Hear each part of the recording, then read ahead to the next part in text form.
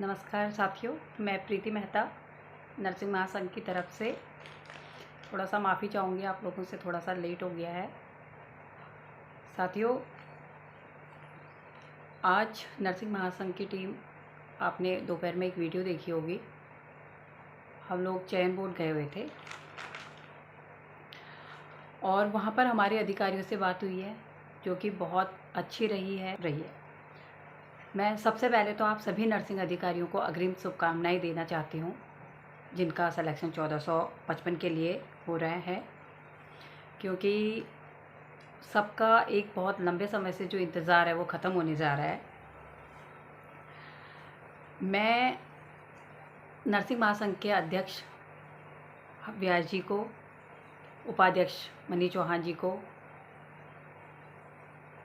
Media प्रभारी विनोद उनियाल जी को, कोषाध्यक्ष राणा जी को, हरीश भट्ट जी को, यशपाल जी को और बहुत सारे हमारे और साथी हैं जिनका मैं नाम नहीं ले पा रही हूँ। उन सब का मैं तहे दिल से शुक्रिया अदा करना चाहती हूँ कि आज उनकी टीम ने इतना अच्छा काम किया। 1455 के लिए जो रात दिन एक किया है, अब वो लास्ट चरण पर है और हम सबको उसका लाभ मिलने वाला है। साथियों, अभी सबके मन में एक ही प्रश्न है कि 1455 पर रिजेक्शन लिस्ट और सिलेक्शन लिस्ट कब आएगी।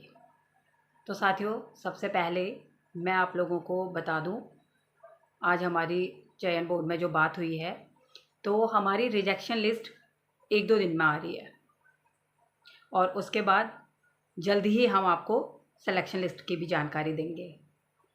तो चूँकि साथियों, जब सिलेक्शन लिस्ट 1-2 दिन में आ रही है, तो मुझे नहीं लगता कि हमने अपनी तरफ से ऐसा कोई भी कदम उठाना है जो इस भर्ती पर रुकावट बने। तो आप सभी से अनुरोध है, जो भी निर्णय लें सोच समझ के लें। अब साथियों, आज का ये वीडियो बनाने का मेरा मेन उद्देश्य क्या है।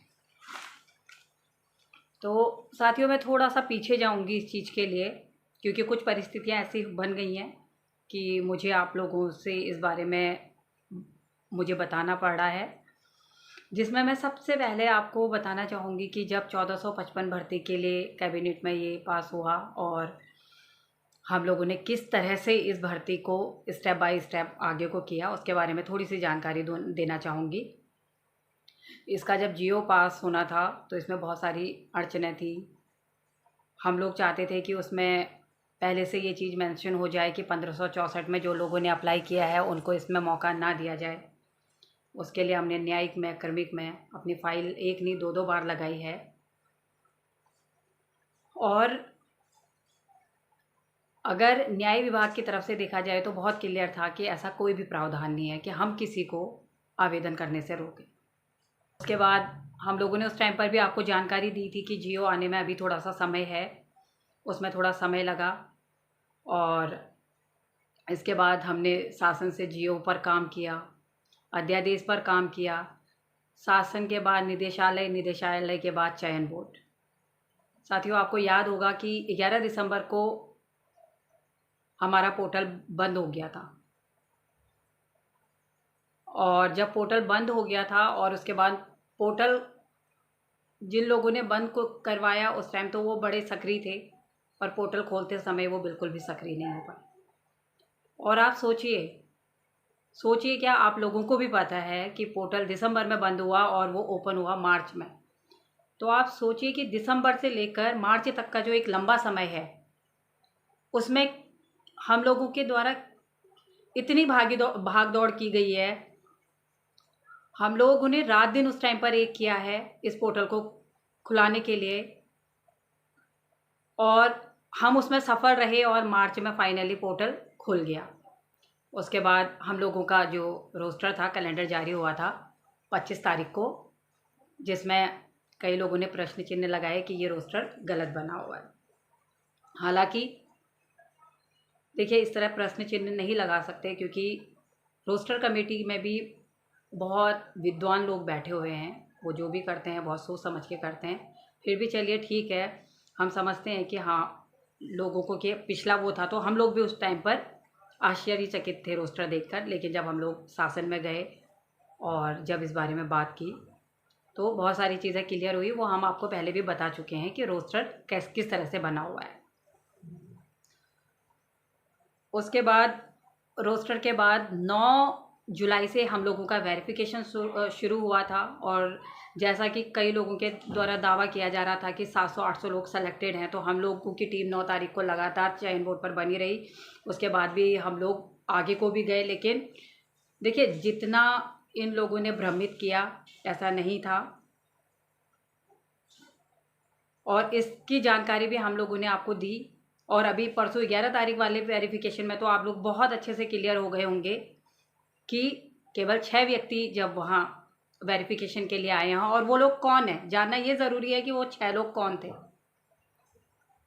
क्या वो स्वास्थ्य विभाग वाले थे, या वो जो केंद्र में अभी अपनी सेवाएं दे रहे हैं वो लोग थे, वो बाहरी राज्य वाले थे, कौन थे वो लोग। तो साथियों, मैं आज जो ये वीडियो बना रही हूँ इसका बनाने का जो मुख्य उद्देश्य है,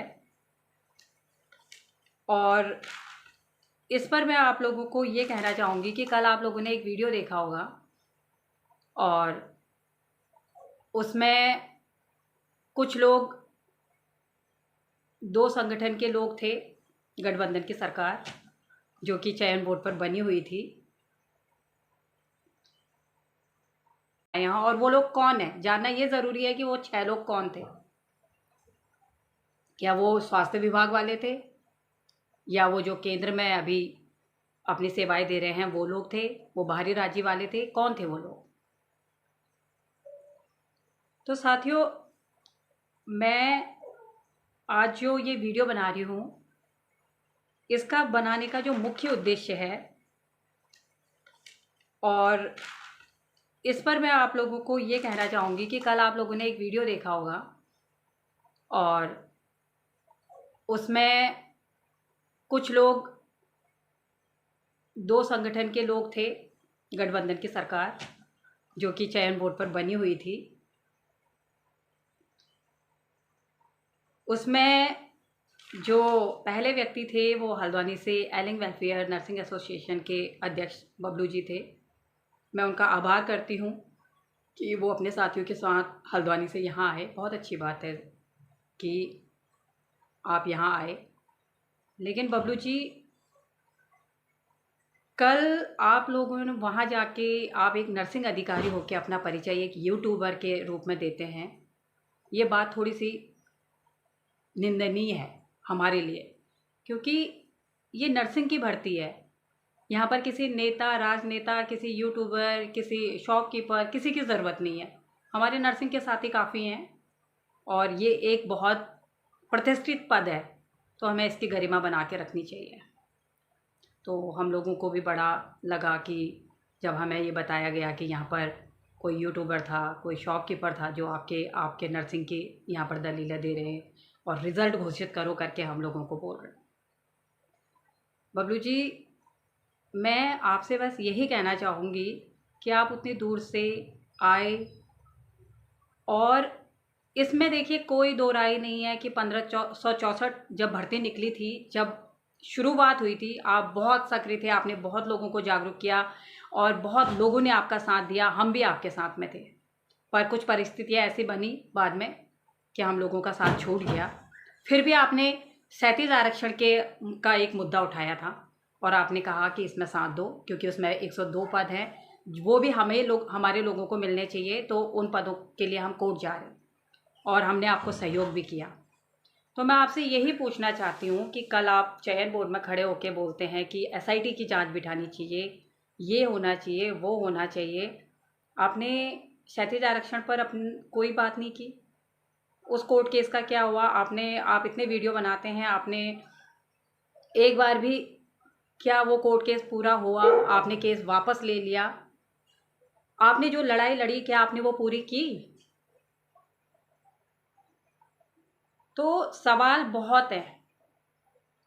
आप एक कमरे में बैठ के वीडियो बनाते हैं, ये बात आपको थोड़ी सी चुभेगी, मैं माफ़ी चाहूँगी, लेकिन देखिए ये सच है। आप हल्द्वानी में बैठ के एक कमरे में वीडियो बनाते हैं, आपके लिए चयन बोर्ड भी वही है, निदेशालय भी वही है, शासन भी वही है, हाई कोर्ट भी वही है और सुप्रीम कोर्ट भी वही है। तो जो हम ये डेली जाते हैं, सुबह जाते हैं, खाने पीने का होश नहीं रहता, रात को वापस आते हैं, इसका मतलब हम तो बहुत बेवकूफ़ हैं फिर। तो कोई भी आप काम कर रहे हैं तो ऐसा कीजिए जिससे सकारात्मक चीज़ें हो।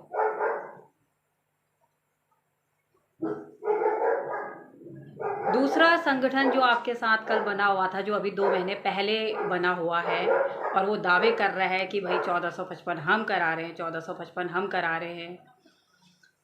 संगठन आज तक संगठन बने, लेकिन एक बात है, इस संगठन ने इतिहास रच दिया कि भाई इस संगठन में इसने उन लोगों को जोड़ा जिनका वेरिफिकेशन ही नहीं हुआ, जो बेचारे बच्चे जूनियर बहुत पीछे हैं, जिनके लिए अभी आगे को भी पोस्टर आ रही हैं।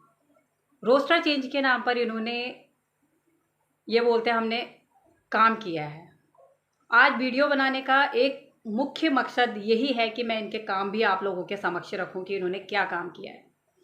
संगठन सब ने बनाए हैं, लेकिन कभी किसी ने भेदभाव नहीं किया कि ये किस बैच का है तब हम संगठन बनाएंगे। पर ये एक अनोखा संगठन है भाई, जिसमें 12, 13, 14 वालों के लिए कोई जगह नहीं थी। चलिए कोई बात नहीं, आप जूनियर का ही सोच के बनाया आपने, बहुत अच्छी बात है। पर मैं आज ये जानना चाहती हूँ कि आपने जूनियर के लिए क्या किया। आप कहते हैं हमने बहुत काम किया, बिल्कुल आपने बहुत काम किया है। तो मैं बताना चाहती हूँ कि इस संगठन ने क्या क्या काम किया। सबसे पहले कल एक मैडम वहाँ चिल्ला रही थी कि 20 को गारंटी मिल रही है आप लोगों को। तो मैडम आपने भी रोस्टर चेंज करने की कितने लोगों को लिखित में गारंटी दी थी? रोस्टर चेंज सबसे पहला मुद्दा आपने जूनियर के सामने रखा कि रोस्टर चेंज होगा, हम कराएंगे। आपने क्या लिखित में दिया किसी को? आपने गारंटी ली? और अगर ली तो पूरी क्यों नहीं की? फिर आपने बाहरी राज्यों का मुद्दा उठाया। बाहरी राज्यों का मुद्दे तो बहुत होते हैं, बहुत लोग उठाते हैं, लेकिन उस पर काम कौन कर रहा है? भू कानून मूल निवास की रैली ऋषिकेश में, हरिद्वार में नरसिंह महासंघ की टीम लगातार बनी हुई थी। हर रैली में हमने सहयोग किया। आप बाहरी राज्य का मुद्दा उठा के कहीं भी नजर नहीं आए। इसके पीछे आपकी क्या मंशा है? ईडब्ल्यूएस का आपने मुद्दा रखा था। ईडब्ल्यूएस में आप मुझे एक व्यक्ति का नाम बताइए कि आपने ईडब्ल्यूएस में किसके ऊपर जांच बिठाई है। यहां भी आपका दिल नहीं भरा। अब वेटिंग की लिस्ट आई तो अब आप उन लोगों को भी बरगला रहे हैं कि कोर्ट जाना चाहिए, कोर्ट जाना चाहिए आप लोगों ने। तो ऐसा ना करें। एक तरफ आप कहते हैं कि 1 टाइम सेटलमेंट है, तो उनको 1 टाइम सेटलमेंट मिल गया है तो उन्हें करने दें अपना काम, क्यों उन्हें बरगला रहे हैं? और जो सबसे बड़ा आपने काम किया है वो किया है आपने कोर्ट जाने का। आप कोर्ट गए, आपने सिंगल बेंच पर पिटीशन डाली, आपकी कोर्ट ने सुनी और उन्होंने उनको रोक दिया। फिर आपने एक अर्जेंसी डाली, आप डबल बेंच पर चले गए। आप ही का डिसीजन था कि इनको रोका जाए, कोर्ट ने आपकी बात सुन के उनको रोक दिया। उसके बाद आपको पता भी नहीं चला, वो आपके अगेंस्ट में चले गए, उन्होंने अर्जेंसी लगाई और वो कोर्ट केस जीत के भी आ गए। आपका डबल बेंच का केस डिसमिस हो गया और आपको पता भी नहीं चला। अब मेरा प्रश्न आपसे ये है, आप कल चयन बोर्ड के आगे बोल रहे थे कि हमारा अभी सिंगल बेंच का केस रनिंग में है। अगर आपका वो केस चल रहा है तो इसका आपका डबल बेंच का रिजल्ट तो 18 को आ गया था। 18 को उसका रिजल्ट आया, तब को उनको परमिशन मिल गई। तो चयन बोर्ड तो वही काम कर रहा है। पहले कोर्ट ने बोला रोको, उन्होंने रोक दिया। अब कोर्ट ने बोला उन्हें मौका दो, को उन्होंने दे दिया। अब आप मुझे ये बताइए कि आप क्या कर रहे हैं?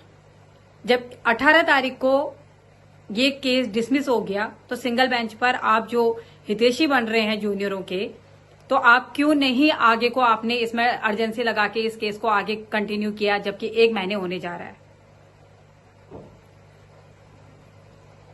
चयन बोर्ड से तो आप कह रहे हैं कि 3 महीने हो गए हैं, रिजल्ट घोषित नहीं किया। 3 महीने में चयन बोर्ड ने तो बहुत काम किए हैं। उन्होंने वेटिंग निकाली है, उन्होंने एएनएम का वेरिफिकेशन किया है, लैब टेक्नीशियन का वेरिफिकेशन किया है, ट्यूटर का एग्जाम करवाया है, डॉक्टर्स का काम करवाया है और हमारी भर्ती पर भी वो लगातार काम कर रहे हैं। पर मैं आपसे पूछना चाहती हूं, आपने क्या किया? ये वीडियो बनाने का आज जो मुख्य उद्देश्य है वो यही है कि मैं अपने जूनियर साथियों से कहना चाहती हूं कि आप लोगों को किसी बैसाखी की जरूरत नहीं है। आप लोग अपने आप में बहुत सक्षम हैं। आप लोग अपने लिए खुद खड़े हो सकते हैं। किसी बैसाखी के सहारे चलेंगे तो ज्यादा दिन नहीं चल पाएंगे। आप लोगों के अंदर एक जज्बा है, आप लोगों के मैं मैसेज देखती हूँ, आप लोग जागरूक हैं, तो आप अपनी लड़ाई एक मजबूत टीम बनाइए, एक अच्छी टीम के साथ आप अपनी लड़ाई लड़िए। हम जितना सहयोग कर सकते हैं हम करेंगे। जहां पर आपको हमारे सहयोग की जरूरत होगी, हमारी गाइडेंस की जरूरत होगी, हम करेंगे आपको। पर हमारा आपसे यही गुजारिश है कि आपको क्यों किसी और के ऊपर निर्भर रहना है? आप खुद क्यों नहीं कर सकते हैं? कल एक मैडम कोर्ट चयन बोर्ड के बाहर चिल्ला रही थी तेजी से कि इन्होंने गारंटी दी है 20 तारीख की। तो मैं बताना चाहती हूं कि 20 तारीख का जो घोषणा है वो किसी संगठन के द्वारा नहीं, माननीय मंत्री जी द्वारा किया गया है। उन्होंने किस किस की गारंटी दे दी? आप लोगों का रोस्टर चेंज की गारंटी दी, लिखित में दिया आपको। तो समझिए, चीजों को समझिए। जो लोग भर्ती को रुकवा रहे हैं वो कल आप लोगों की नजरों में अच्छे बनने के लिए चयन बोर्ड के आगे खड़े हो गए। आज हम भी गए और हम आप लोगों को बता रहे हैं कि आप लोगों की रिजेक्शन लिस्ट 1-2 दिन में आ रही है और उसके बाद 4-5 दिन का उन्हें जो समय है वो दिया जा रहा है और उसके बाद बहुत जल्दी ही हमारा रिजल्ट भी घोषित हो जाएगा। एएनएम का भी यही है, उनका रिजल्ट आ रहा है 1-2 दिन में। तो पॉजिटिव रहिए, साथ रहिए। साथ रहेंगे तो सारे काम होंगे, बटेंगे तो ऐसे ही लोग आपस में लड़ाएंगे। तो इस वीडियो के माध्यम से मैं आप लोगों से यही कहना चाहती हूँ, आप लोगों ने बहुत साथ दिया है, बहुत सहयोग किया है और आप लोगों ने धैर्य बना के रखा है। और हम लोग जैसा कि रिजेक्शन लिस्ट के बारे में आज जानकारी प्राप्त हुई और हमने आपको दी है और इसी तरह सिलेक्शन लिस्ट के बारे में भी बहुत जल्दी जानकारी देकर आप लोगों के सम्मुख हम प्रस्तुत होंगे। तब तक के लिए धन्यवाद। और नर्सिंग महासंघ उत्तराखंड पर अपना विश्वास बनाए रखने के लिए आप लोगों का कोटि कोटि धन्यवाद। और आगे भी मैं उम्मीद करती हूँ आप इसी तरह हमारा साथ देंगे, सहयोग करेंगे तो हम ये लड़ाई बहुत जल्दी जीतेंगे। धन्यवाद।